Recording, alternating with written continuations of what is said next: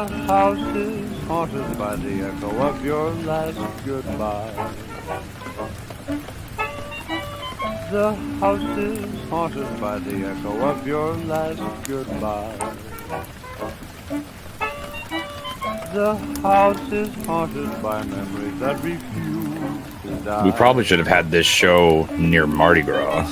I can't get away from a vision that brings intimate glimpses of intimate things. A voice in my heart like a tart singer sings. I wonder who's kissing her now. The house is haunted by the echo of your favorite song. The place is cluttered up with roses that have lived too long, much too long. The ceiling is white, but the shadows are black. A ghost in my heart says she'll never come back. The house is haunted by the echo of your last goodbye.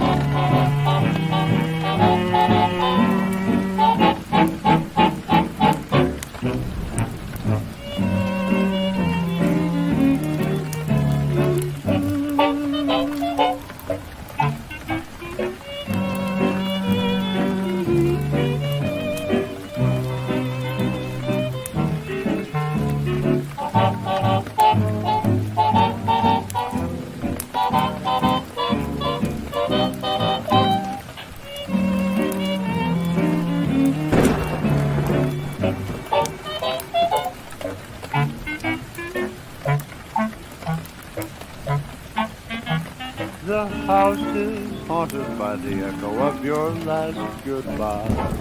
Choo-choo! The house is haunted by the echo of your last goodbye. The house is haunted by memories that refuse to die. I can't get away from a vision that brings intimate glimpses of intimate things. A voice in my heart like a tart singer sings.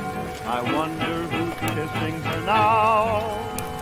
The house is haunted by the echo of your favorite song.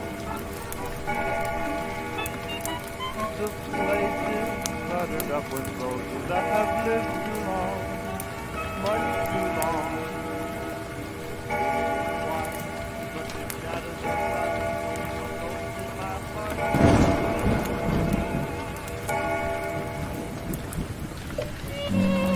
Good evening and welcome to the Haunt Hour with your host Dan Doble, Susie Fleesick, and Troy Crivello. Join us tonight as we talk about all things haunting and Halloween during the Haunt Hour.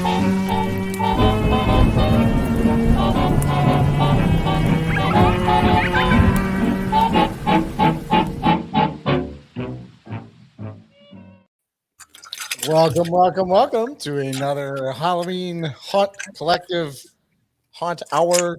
Fun and exciting Halloween stuff that's going on. What's Halloween? What's Halloween? What's that?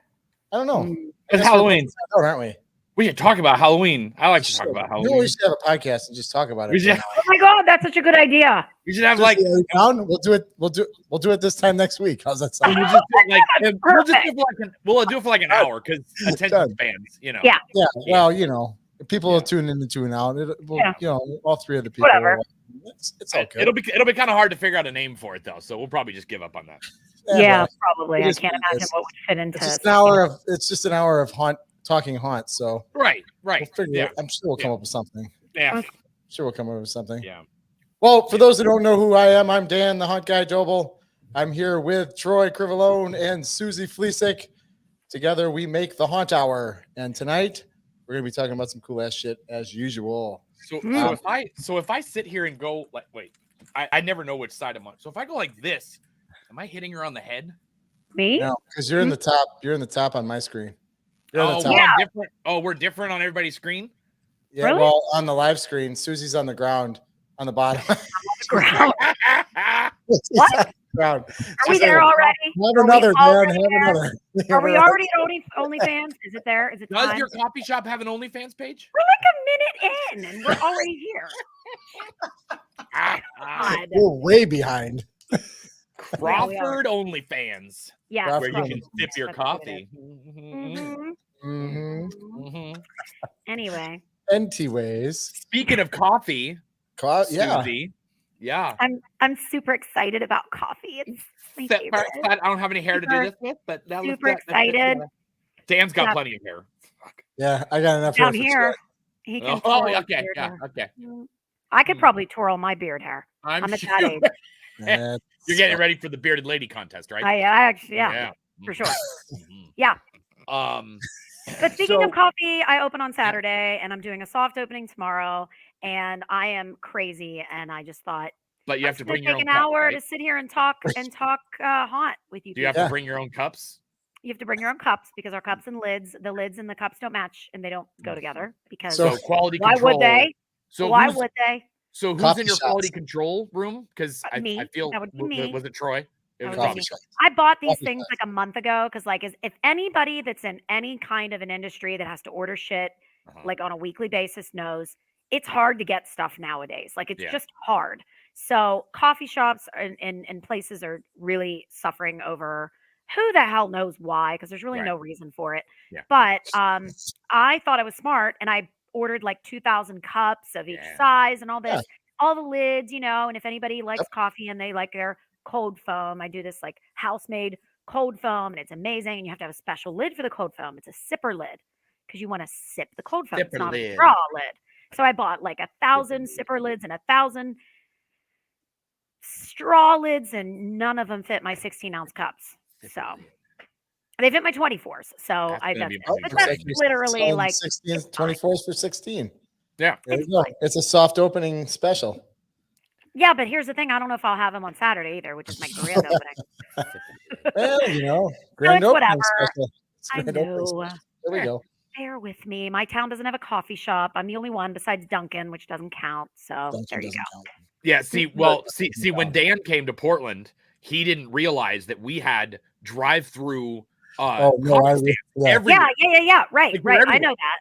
Yeah, I know but that. Mhm. the best part is a lot of ours are bikini. Yeah. Oh, Bikini and yeah. tacos. Yes. I did Yeah. not tell him about that until he got here. I was like, That "Would was you like some amazing. coffee?" He's like, "Yeah." Oh, whoa! Yeah. That we won't be had a happening. blast with that. I got Yeah, a we did. picture. Do you There is find there that is picture? quite- there It's is on. quite the- yeah, It's yeah. on my. It's my one of my profile pictures. Oh no. He's flipping us off. It's awesome. It's a great She picture. is. But Wait, which, who's- by the way, she's there's a flipping you off. sign on that specific coffee shop now that says no video recording. that possibly could have been because of we us. went in there and we It were was recording. And definitely- she's like, "Motherfucker, are you recording me?" I go, "Yeah." Yeah. She goes, "Boom!" like this. It gives me a bird. I'm like, I love it. "Yeah." I It would was have done awesome. the same. It was And great. then we got her to tell us what her Halloween costume was going to be, and she said she was going to be a unicorn, and she was going to be majestic as fuck. And she Oh, just no. goes as fuck. I That's mean, it was perfect like it for was you, though. moves, everything. It was It was good. it was awesome. Only in Portland, of course. She had a career outside of But making now coffee. that we're fully engulfed in the bikini barista stuff, Yeah, are we talking about haunted stuff tonight? I don't or even engorged, remember. I don't know. Anyways, moving on. Moving on. Uh, Anyway, let's talk about. Sure. Let's What talk else about happened to you some- this week? On Susie? that Oh, note, shit. anyway, I don't know how I could top that because I What? definitely won't be serving coffee in a bikini. That's like all kinds of dangerous because if you've ever been anywhere close to an espresso machine and the steam that comes off of that shit, I can't. Yeah, even I've seen it. It like blows your hair back. You get all.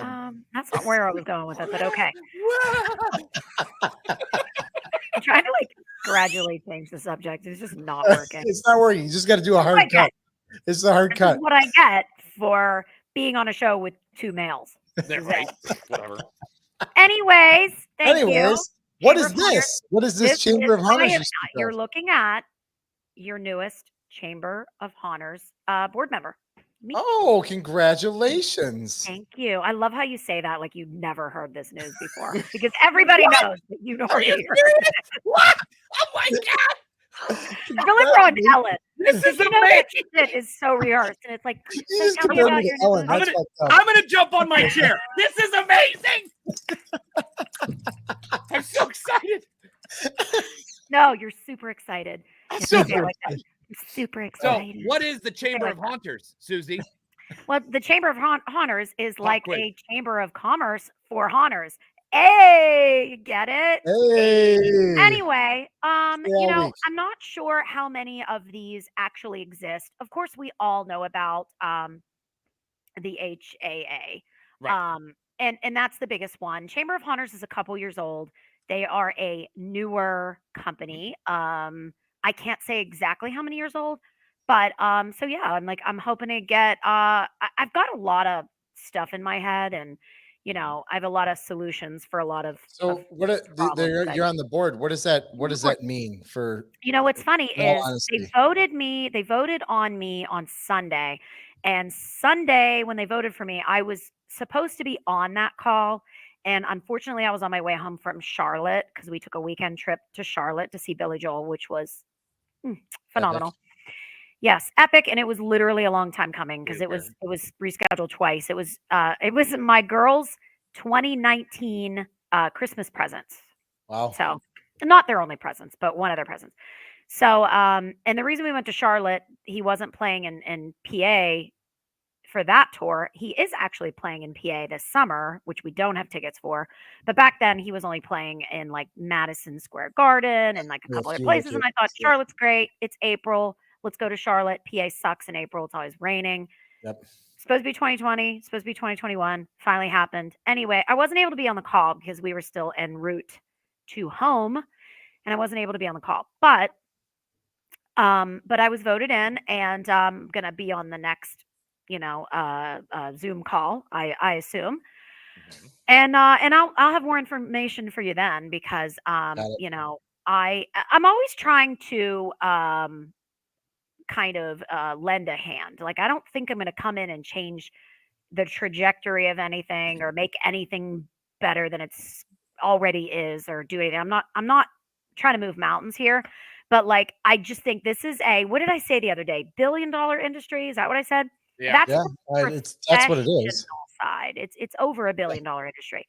And there's enough to go around. So, I'm in the middle, I feel, when it comes to, conventions and different things like that. I like to stay neutral, and hopefully I will be a neutral person on this board. I'm not going to bash anyone. I've been to Trans World. I've been to Fair Expo because I know that's a big thing. We won't go any further, but so I don't side with anybody. I just like to kind of be there and you give your honest opinion, non-biased. Absolutely, I will totally give my honest opinion. If it sucks, it sucks, and if it's great, it's great, and it that's what it is. But there's enough to go around, and I just think that a lot of times we have this attitude where there's not enough, and there's so much money and fame, and like there's just enough for everybody. And I say this all the time. I came from the beauty industry. It's a cutthroat industry because you don't cheat on your hair girl and you don't cheat on your nail girl. But in the haunted attraction industry, that's what's great about it. You can listen to you can watch us tonight and you can watch another guy later tonight or tomorrow. And you don't have to commit and be like, oh yes, I only watch Haunt Hour. I only go, this way. I only go to these conventions. Like you can do it all. It's okay. You don't have to be so, Yes. It's just that's my thoughts. But I haven't been burned yet in the industry. When I get burned, which that's debatable. Once I get burned, I might be like F everyone. But right now, I'm good. I'm a newborn baby in this Oh, industry. Look at me. Newborn. I am Yes. an infant. that makes the earlier part of this conversation really How do weird we- now. How do we even transition from that? I don't I've know. just but been born. If you want to find This out This is only more my about it, seventh year. I'm that's just- in my How do we seventh even year. transition from that? if you want to No. find out more about the Chamber of Haunters, you can go to chamberofhaunters.com. You can also find them on Chamber of Haunters on Facebook. So There you go. That's how you end that. There you yep, go. and Troy. they highlight all kinds of stuff. So Yeah. Yes. We'll find out more as soon as Susie gets into it Yeah. a little bit deeper. So Yeah. I'm excited to find out about that because I know there's a lot of stuff that's going on with the HAA. I'd like to hear more about the Chamber of Haunters, and you'll be the ear that will be able to bend to find that out. So maybe fantastic. we can have them on a show. Maybe we can have them on a show in the summer. Maybe. Yeah. I mean, Yeah, we we have have room. Susie. Why would we need anybody else? Well, don't. we could have Robert on or something. You know, We could. We We could. absolutely could. Actually, fun little side note. Robert and his wife are coming to PA. Well, they're in PA. They're coming to Connellsville, my town, and they're going to do the escape room on Friday night. So I get to meet him That's face to face. exciting. Mhm. That's exciting.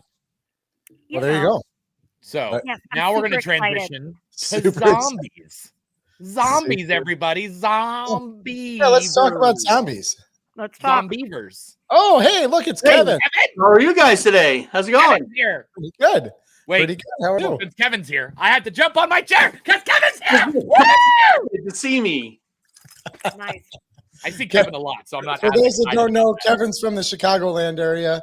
Yeah. He's a home haunter and a Halloween enthusiast. He's done a lot of stuff. He's got a whole bunch of YouTube videos out there too. And he's here to talk to us tonight about the zombie walk that's happening this summer. Am I correct? Yes, you're very correct. I'd like to actually say one thing about the Chamber of Haunters.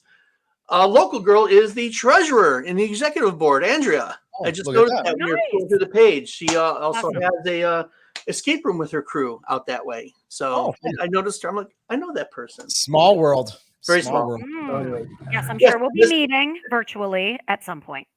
There you go.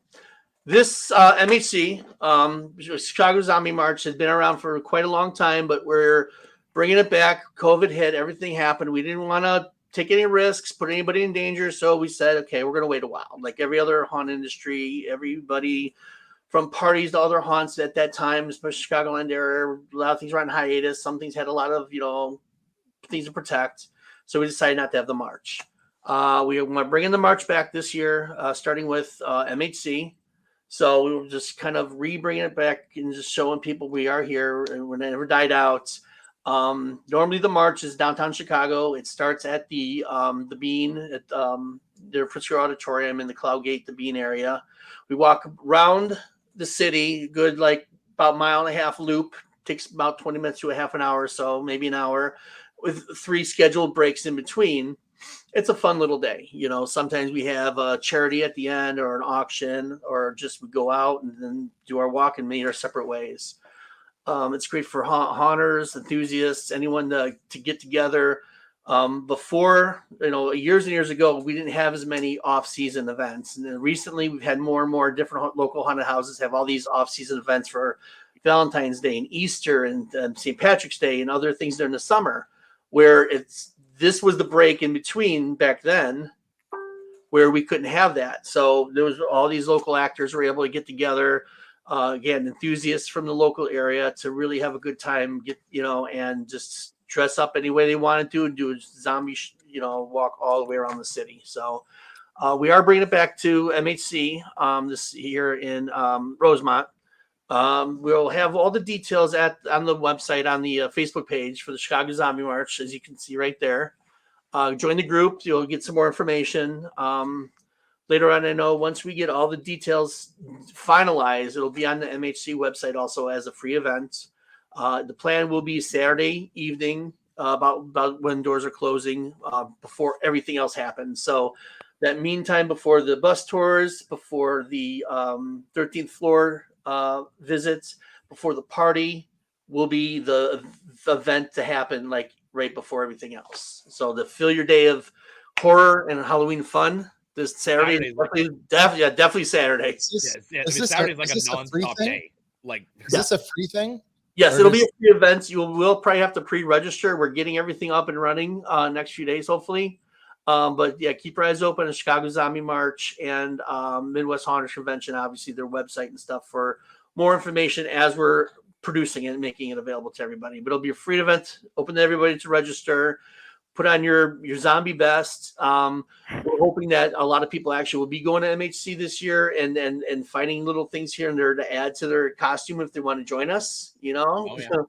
a lot of vendors, a lot of great vendors going to be there this year. So yeah, we can't wait. We're very excited. You said it's on Saturday. Is it on Saturday night? Saturday evening, yeah. Saturday, right about when the doors are closing or right before the doors close. We're going to start moving. Yes. Or the base will be meeting up for Rosemount. We'll be meeting up at the. If you're not familiar with the convention center, it's kind of like a main taxiway that does like a horseshoe drive underneath, in the main entrance. And some people are familiar with just going through the habit trail through the hotels and the garage, the car garage. But we'll start there, walk into the entertainment district around the where you have a bunch of restaurants, bars and everything, and then go down the area which we're going to call Photographers Row. That way we have a bunch of photographers if they want to do staged photos or not having to run back and forth. They can just set up their gear and anything they need to do. And as we walk back to the convention center and end up there, and everybody will part their ways and plan the rest of their evening. If they're going to the 13th floor, if they're going to do the costume party or what have you. Sweet. That's a really good idea with the photographers to be able to just be in one spot instead of having to worry about where to find the picture where the march is going to go. They know the march is going to walk right by them, so they don't have to Yeah. Well, I will have posted a route for everybody on the site on the Facebook page. Right. For those that just want to follow, but same thing. Yeah. For any photographers that have specific things or props, or even if they just have people that want to be there to meet at the end. So you have families or other people that don't want to be part of it, but yet wanted pictures with zombies. Like they could probably wait in that zone and hopefully get some shots too. Right. Okay. Awesome. And just quickly here, because I do want to get to our guest. What else is I know that the Chicago Haunt Builders are involved with something else that has to do with the convention this year. Yes, I was talking to Jim Slanker and a few other people there. I didn't get to see what they're doing yet, but they are, I believe, creating a haunted house experience. I haven't seen the details on that one yet. I was mostly focused on the Zombie March recently. Right. But I know there's talk this week to talk to those guys and see one of our local guys that I believe you've talked to, Troy, or interviewed before. He's involved with that. Michael Peters. Yeah, Michael Peters. Yep.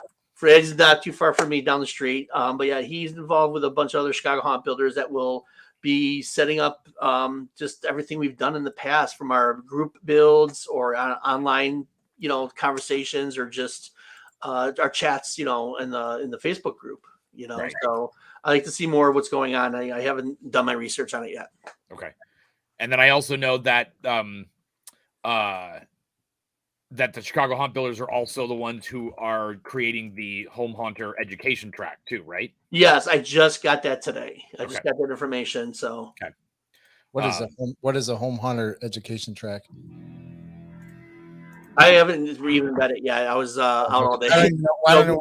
You brought that up. I don't know what that means. It's what it is instead of the convention asking for speakers to talk and just coming up with random classes throughout the day, they have contacted the Chicago Haunt Builders to create a home haunter track of education. So there will be specific classes just for home haunters. That's cool. Created by the group. So they got together with people, got speakers, got everything set up. So it's coming directly from home haunters, not just somebody who calls up MHC and says, "I want to teach a class." Cool. So nobody calls MHC and says, "I want to teach a class." MHC looks for them. Just saying. I was going to say, can I do that? Because that's my next big news. No, I'm kidding. She's going to teach you how to open a coffee shop. I am. Well, there's so many things that with I'm good at. the wrong cups. Exactly. Small business. Small business. I'm looking forward to the Zombie March. I am. That'd be cool. I hope so. I hope to see a lot of people there. I mean, like I said, we've been gone for. How many people do you expect to see there? Do you expect to see thousands, hundreds? What do you think? At least in the hundreds and hundreds. I mean, we've had numbers just under the thousands, 1,000 or so. But I'm hoping they could see at least a few hundred, just to they're a part of the going to convention, and others that haven't gone, and just say, hey, we're coming back, and they're going to rejoin us. So Awesome. I'm hopefully see at least a few hundred people. That's my goal. Awesome. And then is there a website for the Zombie March, or is it only through MHC? It will be probably the registration most likely be through MHC, through their website. And then when we have the information and links on that, we're going to spam everything. It'll be on the Chicago Haunt Builders probably. I'll probably put it on definitely on the Chicago Zombie March Facebook page. I know people that have joined before that will probably send it out to their friends and say, hey, the march is back. Let's go. The original, the people that usually run it, Colleen and David, they're going to be, there too. But they're also going to, scream it from the hilltop saying we're back. Sweet. Looking forward to it, buddy. Great. Thank you. I'm looking forward to myself. It's been too long for myself to be walking around with the rest of the zombies. Right. Thanks, guys. I appreciate it. Thank you, Kevin. Thank you for coming on. Okay, bye. Okay, bye. Bye, Kevin. Bye. All right, kick him out. I kicked him out. All right, so Good at that. now that we've got the Midwest Hunters Transworld pitch out of the way, let's move on to something else exciting. Troy, take it away. I'm sure that people have noticed before on Facebook and on YouTube where there is this really awesome house in New Orleans that is decorated, and it has an awesome show that goes on throughout the evening with lots of animatronics and projections and tons of lights, and it is it is known as the Ghost Manor, or the Halloween house, in New Orleans. And I would like to introduce David Gentry. Hello. David, Thanks for having me. how do you say it really? Because it's not New Orleans. It's New Orleans. New Orleans. It has to say something wrong. It's to have not- show, The so. tourist shops will have things with Nolans on it. No one says that. Nobody says that. New Orleans, really, no one says unless it's in a song, maybe because they need it to rhyme. There you But go. it's always New Orleans, or if you really want to be highbrow, it's like New Orleans. But New Orleans, New Orleans. It's just kind of. So it's just all one word. There's no space between it, basically. Yeah. You're from New Orleans, yeah.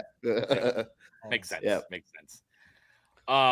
So we, as people have already noticed before on our previous episodes, we really like to start off with you, basically, telling us where you got your start. How did you get into Halloween? What was the spark? What was the thing that made you go, pumpkins and skeletons?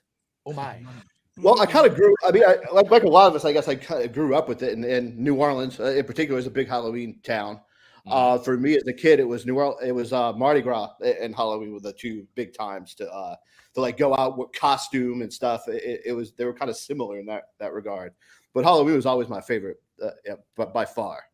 And I started getting into electronics when I was really young too. When I was 9 years old, at my first soldering iron.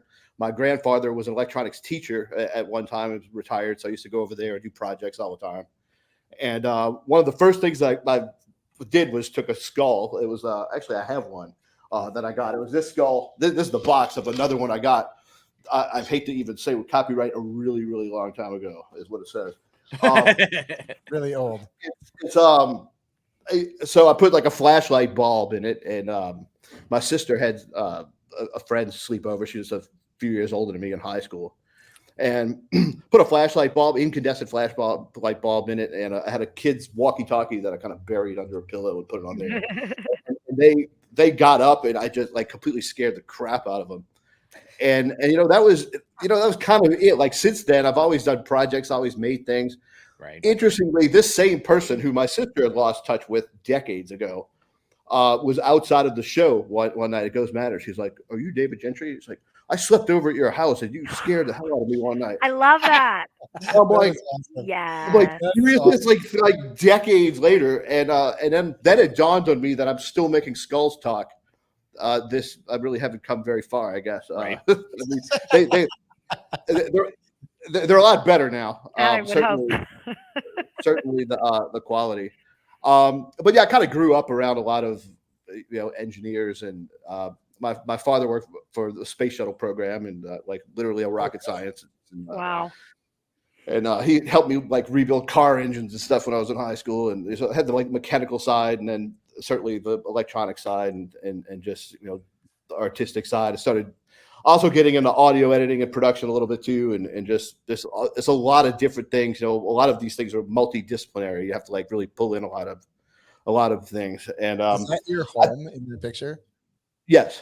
Oh my gosh, It's beautiful. amazing. Yeah. Mhm. That's it. So the house itself was part of the inspiration behind it as well. After we moved in 2011, and somebody asked, "Is that haunted?" And I thought about it a little bit. I'm like, it could be. Could be. We can make it so. And when I got started with this was 2012. It was the first year, and at the time, all it was this green ghost that I think's about to actually appear any moment in the video. It should. Yeah. That was the first thing I ever did. And it didn't have all the lightning, like all this stuff I added later. It was just the ghost. And the challenge at first technically was just to see if I could make it go from one window to the next window, kind of all the way around the house.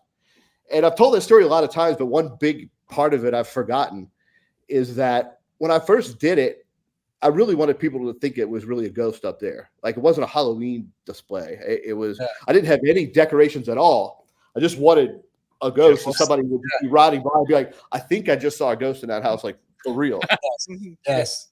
And when I first did it, like somebody was riding, I don't know who they were, some random person was riding their bike down the street and they almost crashed. And they saw it almost like, and it was kind of hilarious. I feel bad even laughing. I mean, they didn't crash, so fine. If I feel bad, but so it was really. It's in New Orleans too, so it's a kind of thing where it could be haunted. There's certain real estate signs around here underneath the real estate listing. It'll say not haunted. Yeah, Yeah. They actually. And originally, I thought, maybe that's just kind of a joke, but I'm not so sure now. I think people actually put that in listing. I have no idea how they know. They could do a title search or something. Like, wasn't haunted then? Go back. Wasn't haunted then? I don't know how they. 4 bedrooms, detached garage, haunted. Yeah, I don't know how they figure it out. But so I think that's a really kind of important part of it is that it was meant to be kind of plausible, that it wasn't just like something I did for Halloween. Like it was to try to create something that Create a buzz. Really this way.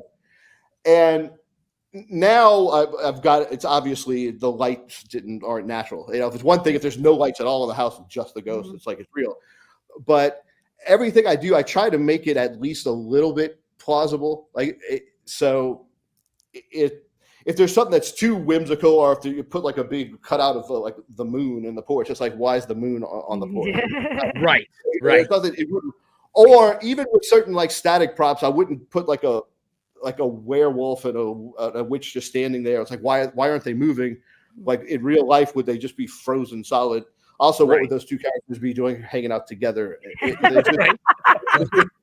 There's just certain things that I love it. Like I call it like plausibility with like a limited suspension of disbelief. Right. So there's certain things, even with the skeletons, like I debated for a while whether to keep the eyes lit up. Like, do real talking skeletons have eyes that light up? Probably not. Real talking skeleton. Yeah, right. That's the funny part. Right. But it really draws attention to it, and that's something that there's certain artistic license that I'll stretch out a little bit from that, but I try to make it kind of as real as possible. So it could be like, that could be Slimer in the window right there. It could be actually happening.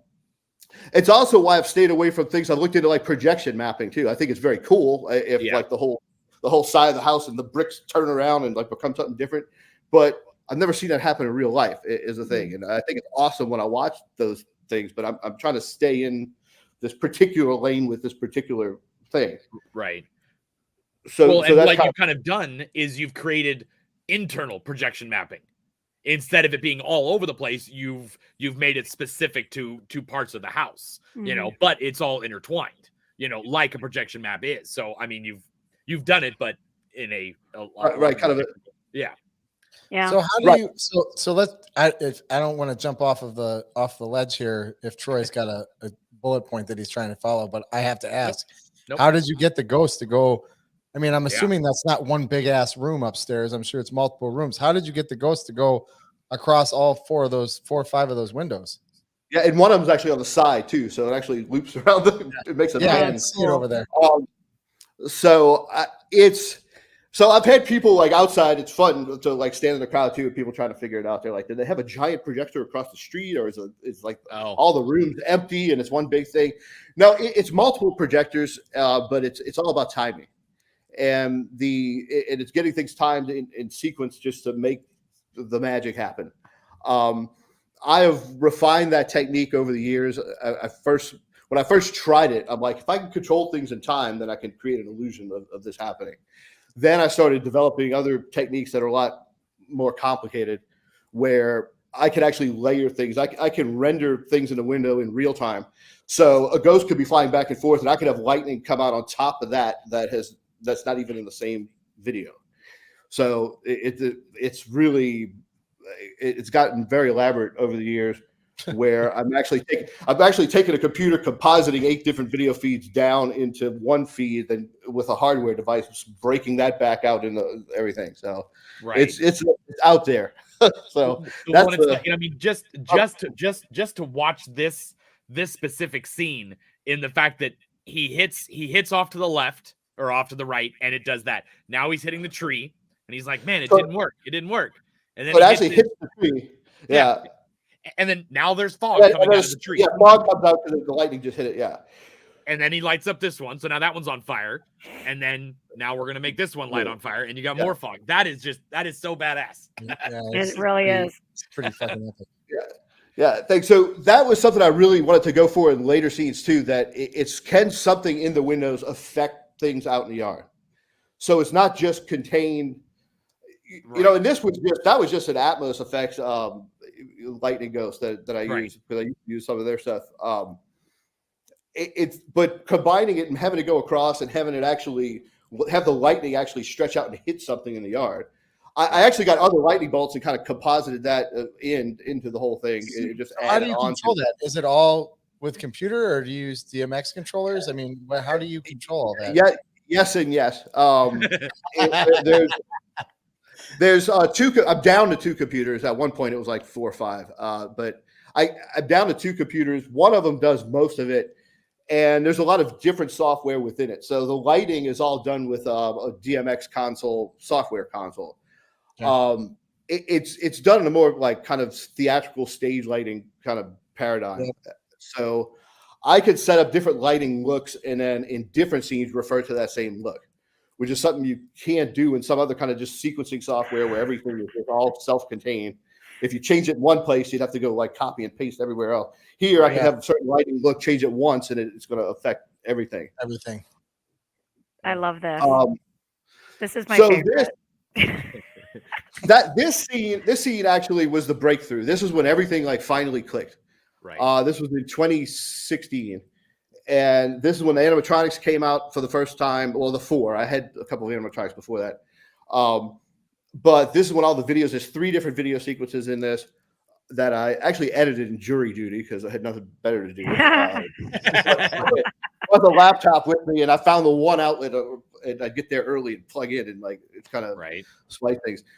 This is it's Louis Prima. I want to be just like you, and it goes at the end. It's like scat jazz, really fast job movement, which is very, very hard to sequence, and it's also very hard in the animatronics. This is one of the things I edited. These musicians were all kind of in the same video, and I actually had to pull out.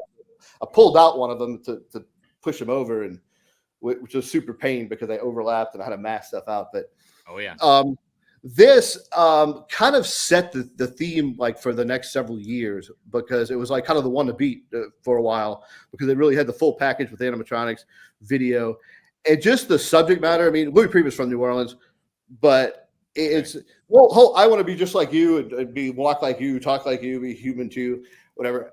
I mean, obviously they started out as human, but the fact that they kind of want to be human again is this, it's this kind of existential thing where they kind of acknowledge where they are and what they kind of want, which is different from, other, like Haunted Mansion, for example, like if there's ghosts that come from all over that too. This was inspired partially by that. It's like where the ghosts go to hang out.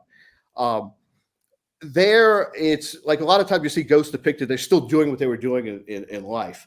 You'll see a librarian ghost who's going like she's still in a library. Right. These ghosts kind of have acknowledged that they're no longer alive, and they're trying to do something different now. They're trying to hang out more than anything. It's like more of a Haunted Mansion, like a hotel. This is more like a speakeasy, basically. They're coming here. They're coming here to party. It's like what do they do in their off time? And I've always kind of wondered this. You know, I kind of grew up in the 80s and the golden age of slasher films and all that. You know, you see their out of hard day's work, like causing mayhem, disembodying people. What do they do after when they go home? You know, it's got to be tiring. They're working all day. Speakeasy. Graveyard shift, something like that. What do they do? They don't really show it in the movies. If they show any of their home life, they're always just doing some professional development, right? They're sharpening their knives, stitching their scalp collection together. They're perfecting their like fingered chili recipe or something. They're not actually. What are they actually doing? You know, they must get tired, right, or something, or order some like kind of monster Uber Eats or something, right? But this is definitely a theme that kind of has continued through it, and really like what do they do, kind of in their off time, and it kind of rests on some assumptions, like they can all sing and dance. This actually probably has more dancing than any Halloween attraction probably ever. Right. There's even more coming. And my my opinion is they all can dance. Talking about zombies earlier, I just watched the long thriller video from 83, I guess, like 14 minutes long. This is 1983. MTV had only been on the air like a couple of years. And I remember as a kid, they would actually announce when they were going to show it. Yes. Like it's coming on. It's coming on in 30 minutes. It was on a Sunday night. I remember when it happened. That's the kind of shit that our kids don't understand. Nope. Like they cannot understand that at all. Michael Jackson's in this Letterman jacket. He's like, I'm not like other guys. This was long before his unconventional babysitter service that he had. But he turns into this big werewolf all of a sudden, and then, which was done by like Rick Baker, by the way, if you know who that is. He's I think he's won more awards for makeup design than like anybody. He's like worked with like Dick Smith on The Exorcist in the 70s. But that's who did this video. But he turns into a werewolf, and then the camera pulls out. It's like Psych. It was all a movie, and then the real Michael Jackson with his date, and so they're walking, like leaving the movie theater. They're walking and walk past the graveyard, and Vincent Price starts talking.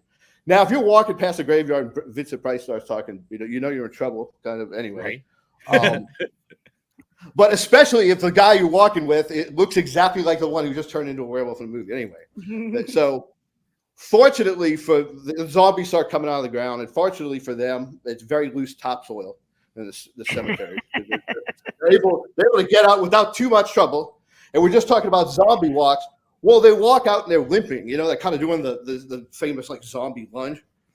Somehow, within about 30 seconds, these zombies who were barely ambulatory suddenly develop gross motor skills better than 99% of all humans. Absolutely. And do very complicated choreography perfectly in unison.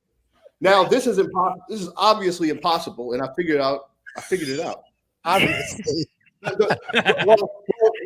figured out why. I figured out why it's impossible. Clearly, all zombies are expert dancers, and they just hide it most of the time. That's the reason, because it has to be. Because otherwise, if you're an expert dancer, you could easily fake a limp when you walk. But if you limp when you walk, you can't fake being an expert dancer. Yeah, so this is science. Right. This is actually science, I believe. Science. The CDC has been covering it up for 38 years. Right. But that's the real case is that not only zombies, but all monsters can dance. So that's part of the premise behind Ghost Manor, kind of. It's like, what do they do? It assumes this. By the way, in the thriller scene, when they don't limp in, they actually explode in, which we had to negotiate that in their union contract, but But, Well- but that's we're not playing around. They boom, they're out. Oh my gosh. So it's really kind of what it's just more of a celebration of Halloween, and it's not taking itself too seriously, and it's kind of making fun of things being a little too serious, I guess, and yeah, it's kind of providing this place for them to party. This is Thriller right here, actually. So they're about to explode into view. How long does it take you to set up this explosion of Halloween? It has been nonstop. Actually, there's like no really the physical show itself. I mean, obviously, there's a lot of programming and stuff like that, but like the physical setup, like setting up projectors, setting up the skeletons, pumpkin stuff like that. It's a couple of weeks. Okay. I keep making it worse on myself by just adding more to it, but right. Now the pumpkins themselves, there's 61 pumpkins and they're all individually wired and they're all individually controllable. So there they go, boom! Zombies just popped in. Nice. So actually, on the zombies too, these I actually animated that. I had motion capture data. I made the zombies in a computer animation program. Wow. I created the characters, got different motion capture pieces of different parts of the Thriller dance, and it stitched them together in a choreography, and then applied it to the different characters. So this is like the later generation of stuff that I've done. I started out by purchasing video, which I always have to edit. Yeah. But now I'm not so much into the pre-made stuff, like the Atmos stuff. I don't really use anymore. I'm trying to create all of it from scratch. And one of the new things I'm doing now is I have a full motion capture suit that has 30 something sensors on it where you can actually act out a choreography and then have that applied did you buy that character just for Halloween? Do you have any other uses other than to make that is it just for making Halloween videos, or do you have other uses for it in other? No, it's Halloween. It's definitely for Halloween. He's gonna make a zombie Madden. It'll be Zombie Madden 24. Yeah, 24. Well, the thing is, anything in the windows can then act. I can actually have an actor or actually have choreography or put together a scene where they could do whatever I want them to do. I don't have to then try to find something. I hope somebody comes out with a video that's going to work. You can be like, okay, I'll just make that video, actually make the character, and also do something completely original. You'll have to hire a really good dancer. I was gonna say, does that mean you're a good dancer too?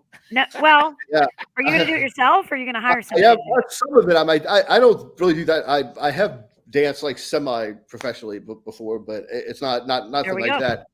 Semi-professional, good. But I appreciate. I do appreciate choreography, and I know who to call basically for certain types of. I see what you did there. Different genres of dance and stuff too. And I want to get into there's tap dancing. I do a Putting on the Ritz scene, and there's a tap dancing Frankenstein. There's a part where again, monsters, even lab built monsters, they all can dance. Is the theory. Yeah.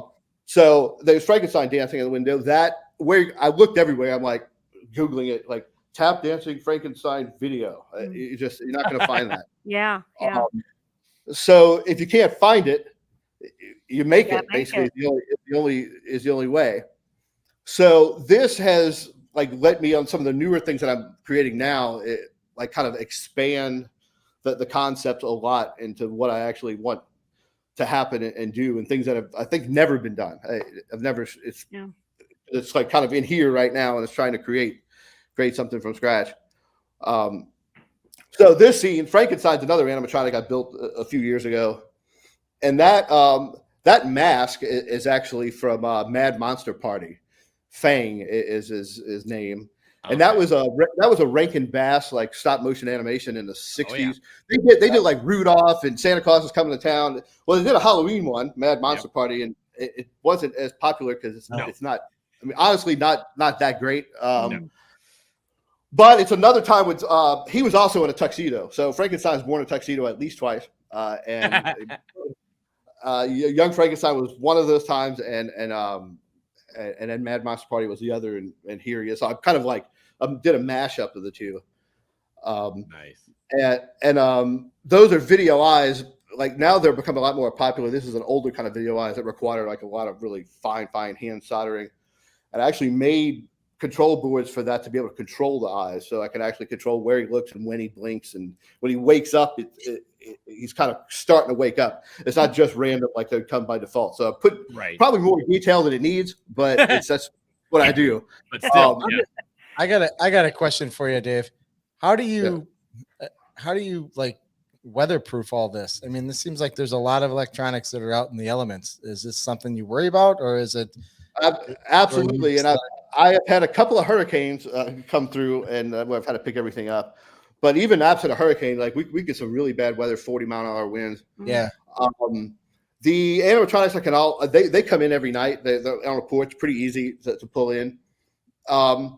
The pumpkins, they're foam pumpkins. They're all hand carved and stuff, so I really don't want to lose them. Yeah. So most of them are hung from the top. I've put these screw eyes in, and with like machine screws and washers on the bottom, and then hung them.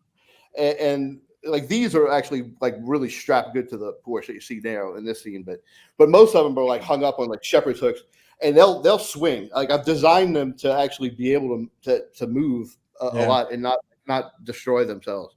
Right. And they've been through quite a few storms. And knock on wood, okay. Right. There's Frankenstein tap dancing. Leon Richter says, "Do you keep security on site at all times?" No comment.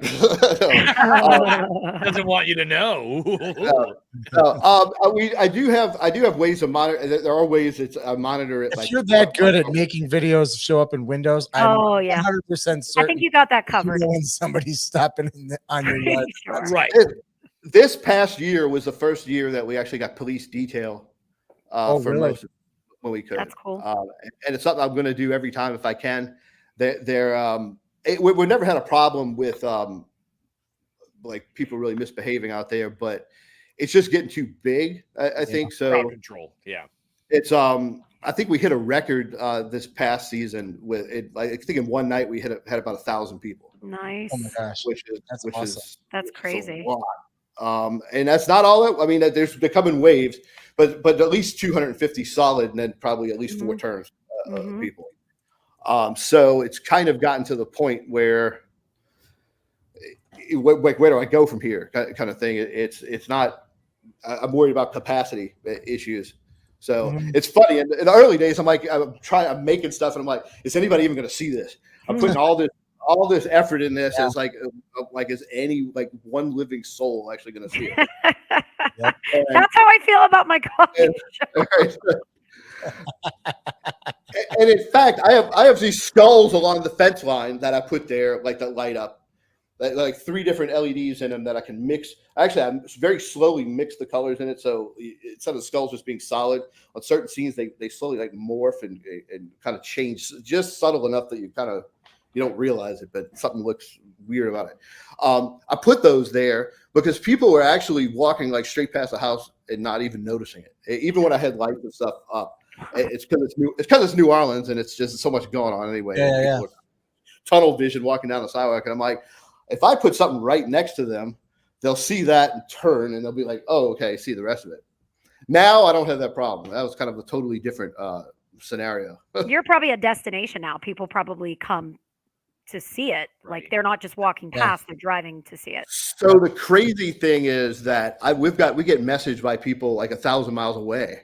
Like, I'm coming to New Orleans to come see it this year, and I'm like, I guess I better do it. Like, no pressure, like it's, which I always do it, but it's kind of beyond me. I tell this a lot to people that I don't really control it anymore. It does control me to a certain extent. I mean, it's an obligation because somebody's going to be very disappointed if it's not running.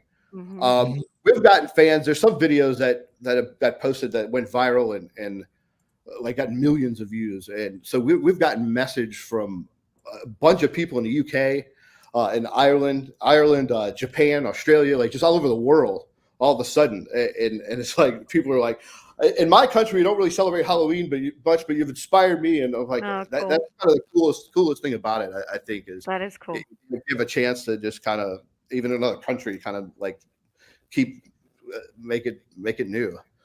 Well, So that's what he was telling me when he was giving me all the material you're seeing, is that other people have done videos for him and without him having to do it, and like this one is 1.6 million views, see, and it's somebody else doing a video Mhm. of his about house, it. Yeah, and yeah. and there's plenty of these. That's awesome. I mean, it's not you're not. Yeah. I mean, And you have organic growth without even putting anything on YouTube yourself. Mm-hmm. Well, you know what? It was never designed. It was never the intent to make it an online thing or to even care how many views it had. Right. It was always an in-person experience. Now, this started changing without my even necessarily wanting it to, because so many people were posting videos. I didn't have a choice. It's like it's online now. And that actually changed things kind of a lot, because I used to, like, when doing a new lighting scene to dial it all in, I don't have a great like pre-visualization setup. So I'm actually like adjusting lighting like on the actual house. I do that So too. Yeah.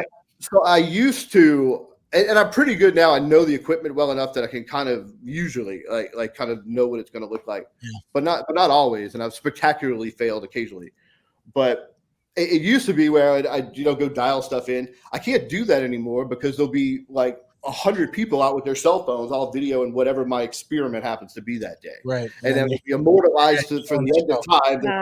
Like half-baked idea or experiment that I was doing. Now it's like, this is Ghost Manor. Look at this awful like thing I was just trying. Oh no, yeah.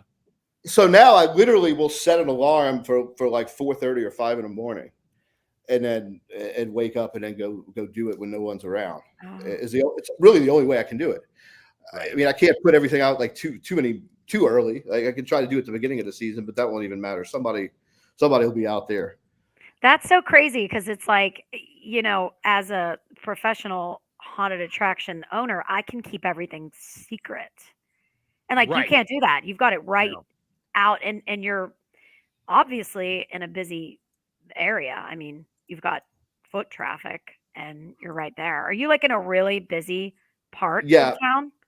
Yeah, Magazine Street is it's mostly a commercial street that's miles long. It has all these shops, coffee shops, boutiques, bars, restaurants, all the stuff. It is like a little residential stretch that I'm on, and then commercial again. So it's a huge amount of foot traffic and car traffic too. So it's a good location for it to get exposure, because I didn't really market it. It's just like people just found out, and then all of a sudden, it's every year. It's most of the TV stations will do interviews and newspapers as well. As it's just kind of blown up to this huge thing, which never in my wildest dreams would I have thought that would happen. But something about it resonates. I think that people really like it, and they'll tell me. I've had people come up and say, I come here every night with my kid who they were not doing well in school. They're about to fail out, but they said they do their homework every night if they promised I would take them here to see it. Gosh. And then I'm like, again, no pressure on me to keep doing it, right? But it's awesome, like that actually has an impact and that you can make a difference.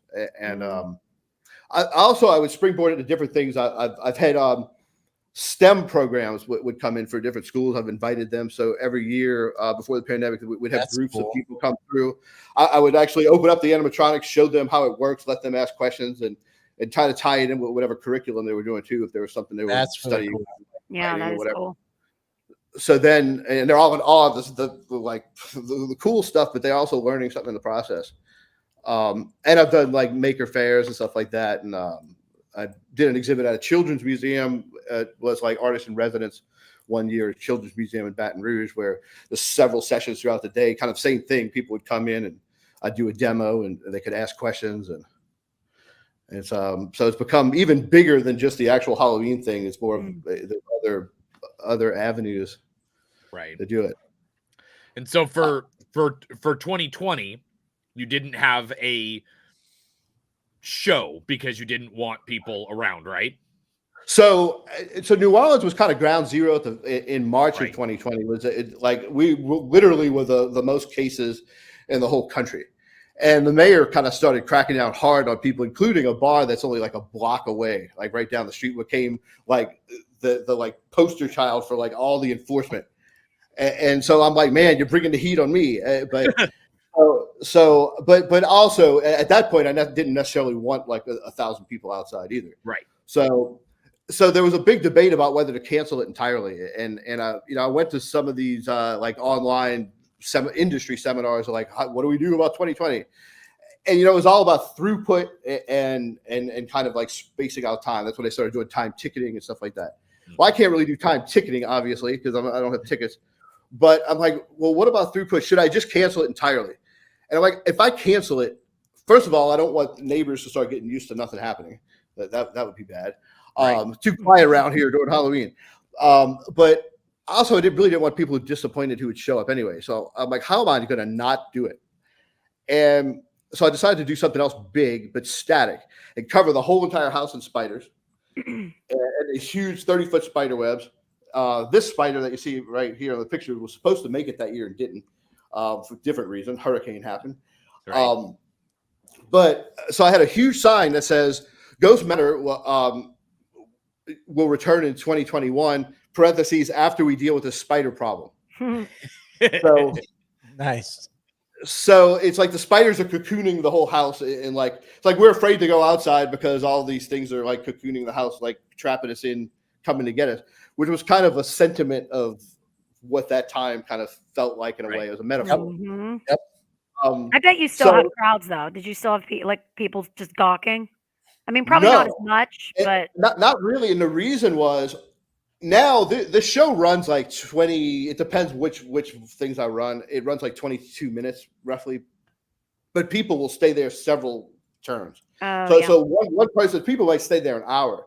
But with something static, like people look at it and they're like, "Oh, that's cool," and a few minutes later they'll leave. Yeah. And they won't necessarily return as often either. Once they've seen it, they've seen it. True. Whereas with a show, they're like seeing it. I mean, I see people night after night after night, like see some of the same people. So it was a gamble. Like, if it's static, are they just gonna see it and go home? And they did for the most part. Like it was pretty good. Yeah. So a little sad, and like Halloween night was a little weird, and like everything quiet, and it's like, it's just a little kind of like what happened? But I channeled it a lot of it, like this spider, this giant, like it's from the Mist, Stephen King's The Mist. Okay. Started working on that. The newspaper announced that it was supposed to come at the end of 2020 season on Halloween, and huge, like there's a full page article about it and everything about the whole what I did by not doing a display. And I was worried about crowds for that actually, since it was so like marketed. But then October 28th, Hurricane Zeta hit. So I mean, that's just the worst time. Like just a few days before Halloween. That was the second hurricane too. We had another scare that year, and we had to take everything down. And put it all back up. I remember reading about that in all the groups and stuff. People were we took it all down, put it all back up, and then we were directly in the eye wall of that hurricane too. I mean, it was a direct hit. So everything came down, and there was no way we could put it back up after that. Right. So this build started in that season, but I didn't actually finish it until this year, and it finally made it. And this was a ton of work. Using a lot of techniques I was trying for the first time with materials I was trying for the first time. So I made this armature out of aluminum and used contact cement and cardboard, it's kind of an old traditional like Mardi Gras prop technique that they use for a lot of it. There's slightly different variation that they do now, but it's pretty much the same. Like instead of paper mache, you use a contact cement. So if you coat a bunch of cardboard, it's very fast. It sticks it like immediately. You can build up something like fairly quickly. And then paper mache clay on top of that, and then like molded out like 1,000 little bumps, and then hand shaped them, and then made the back out of that. And then it says human shaped teeth that are greatly elongated like that. Which I tried to source that, and of course that doesn't exist. So it's like, well, guess I have to carve those too. So that's sculpting foam, carve those, and then I needed also his giant collection of fog juice back here. Yeah. Wow. Yeah. a lot of fog. Yeah, I still have tons of. I could just like reach to the side and grab probably more. It's a whole bunch. Yeah, that's another thing I'm upgrading this year. I bought that didn't really make it last year. I got a bunch of upshot foggers. That's several upshot foggers and a bunch of new toys. Those are eyeballs. These are actually a light pipe. These are pupils. So I 3D printed the pupil shape and then cast it in clear epoxy, and then used like amber lens tape on the front to make the pupil a yellow color. Then I made these silicone molds and then filled it part way, painted the iris on, put the pupils on, and then backfilled it in red. And what that ends up doing is that pupil there creates a light channel. So a few years ago, I taught a class on eyes. And it was all about different animatronic eyes and stuff like that. It wasn't actually molding and casting as much, but I was talking about the natural eye shine that animals have. It's called a tapetum lucidum. Is the thing behind the retina that makes the eyes shine. Humans don't have it, and it makes them see in the dark better because it reflects off the backside of the retina through the retina, so it's doubling the light essentially. So somebody asked me, so I said, you could shine it off the back and come through the front. Like, have you ever tried that? I'm like, I've actually never tried to light up an eye from the bouncing it off of the back coming forward. So like, why don't I just do that to experiment with it and see how it works? And it works pretty well because if you hold the eye at different angles, the light in it changes, it shifts. So instead of it just being like a light that looks the same no matter the angle, this when you're going around, it looks more natural actually that way. I'm not sure I'll take the time to do that again, but it worked. It worked great for what it was. So that was a lot of fun. That's going to be an animatronic too, but it already is partially. I've already put some upgrades on that, but I'm not really sure how it fits into the overall show to be an animatronic. Originally, I was going to have it sing "Drop Dead Legs" by Van Halen. Drop dead legs, turn me on like spider, like all like. And I still love that idea. It's just I don't know where to use it. They even might mention vampire in the song, so it's a Halloween song. Who knew? There's a lot of Halloween songs. Nobody no one realized it yet. So I'm going to continue doing more of that too. There's going to be songs that come out that aren't necessarily Halloween. Well, they'll seem like, oh, that's a Halloween song, but it's never been a Halloween song until now. But it sort of makes sense in some weird sort of way. And I really like that. The whole thing's a little bit different, and I'm trying to continue to capture a different side of it and kind of the whole magic of Halloween. Right. Even if it's not the scary part. Right. I go to all the classes and it's all about getting the scare. Get the scare, right. Get the scare, but it's not I figure that if people are safely on the other side of the fence, then they're only going to be so scared anyway that they're too protected. There's not like I could scare them.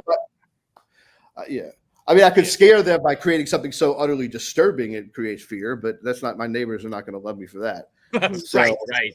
So I love the fact that and it's something that I've even done myself is the whole notion of why is this here? I really like the fact that you're like, yes, it doesn't make sense. Why would it be in this space? Yes, there's obviously nobody else has skeletons on their porch. Nobody else has giant spiders don't make webs like that in real life, but it's the fact that it fits all together. And there isn't a question of, well, why is there a clown on his balcony? Nobody's going to ask that when they see your house. I think most people, when they go to something like this, they don't ask that. I think it's us and the people that are like in the industry are like, okay, why is that there? Looking for that next level.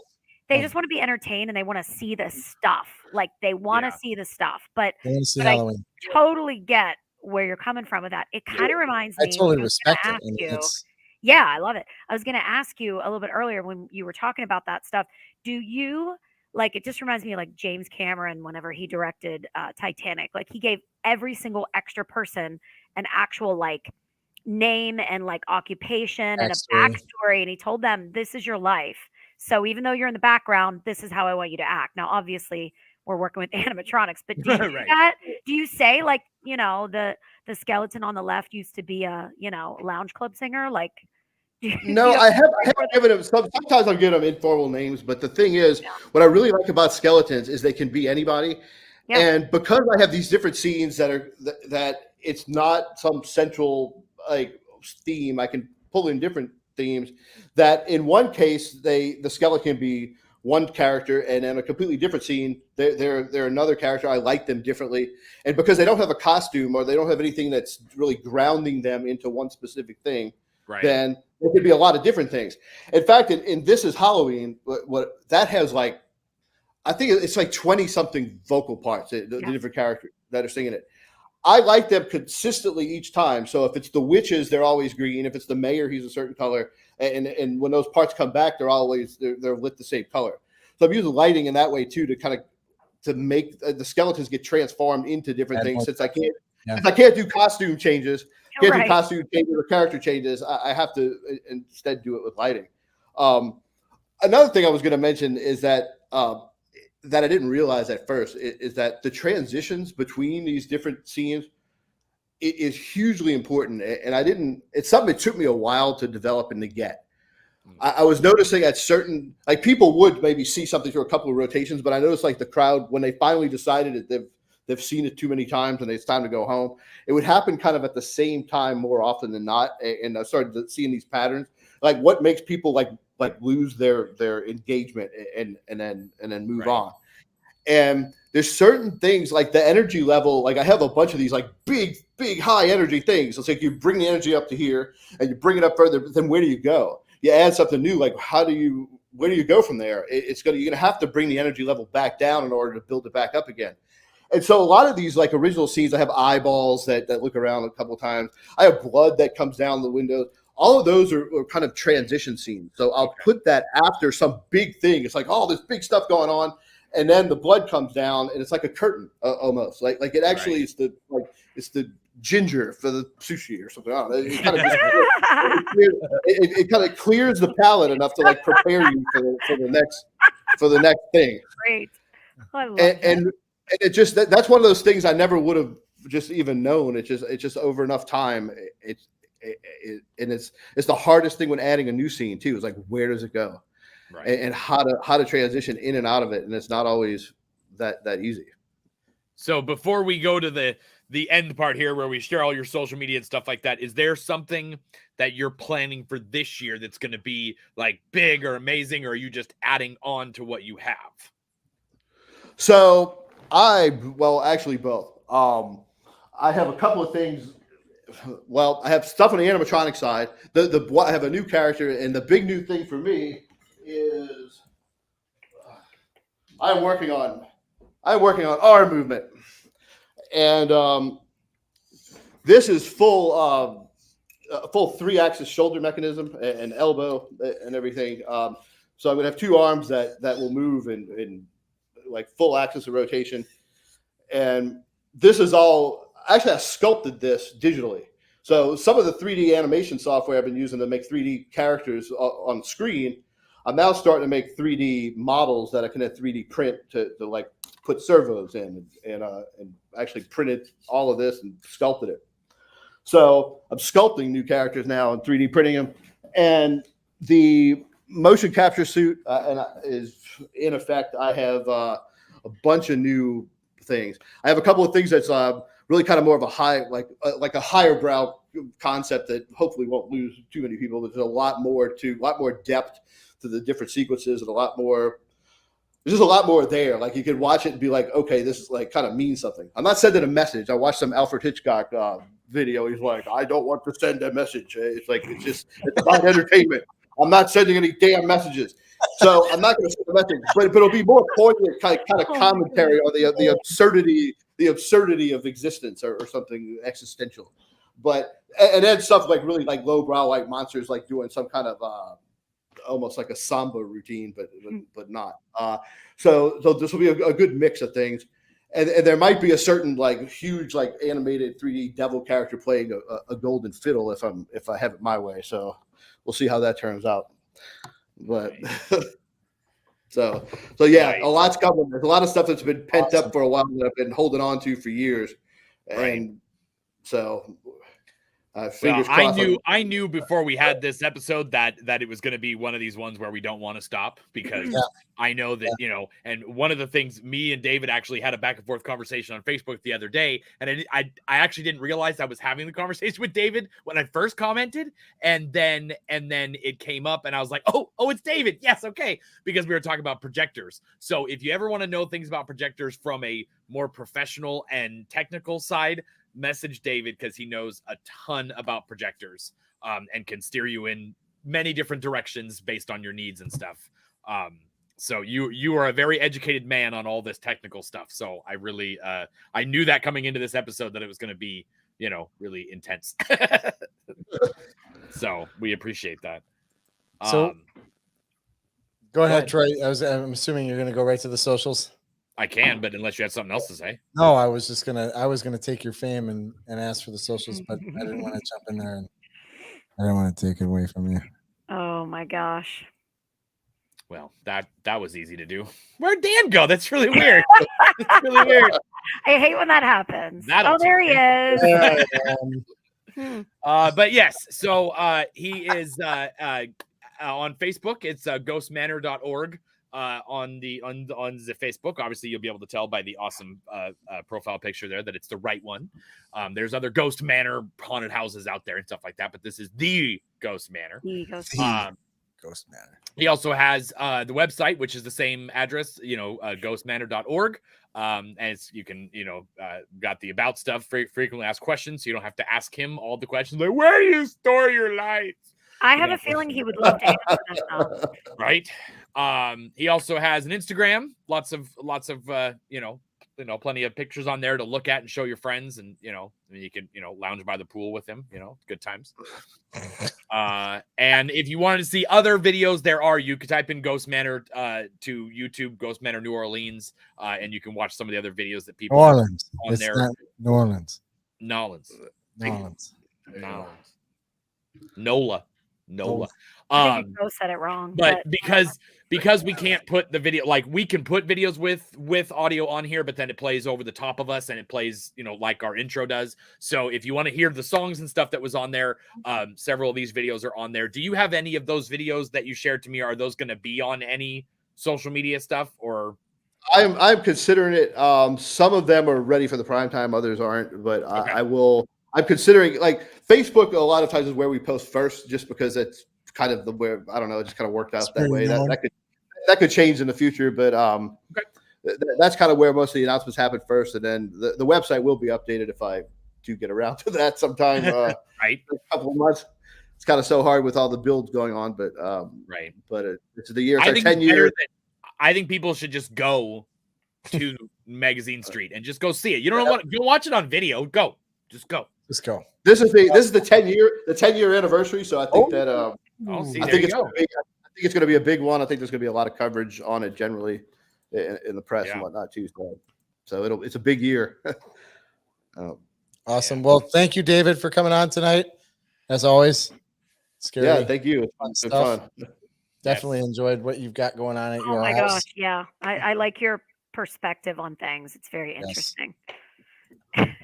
I'll take interesting. No, I don't mean that in a bad way. I love it. No, I can relate to it. So I mean, however you want to take that. I like it. No, I take it as a compliment. I try to make it different, and that's the thing. I try to do a completely different side of it. So that's what I'm going to continue to do. I guess we'll see where it takes me, because it's kind of beyond me at this point. Like, well, it's it's people like you that are showing that Halloween doesn't just have to be a foam tombstone. That we all kind of started on something just simple and and easy, and then all of a sudden, we've got 3D printed armatures and robotics and all kinds of stuff in this industry. And it's shown where it's grown, and it's because of people like you that, like, there's no end, there's no top. It's true. It's true. Just keep going, keep learning, keep evolving, I guess would be the right. Yeah. Speaking of evolving, what's happening next week, Troy?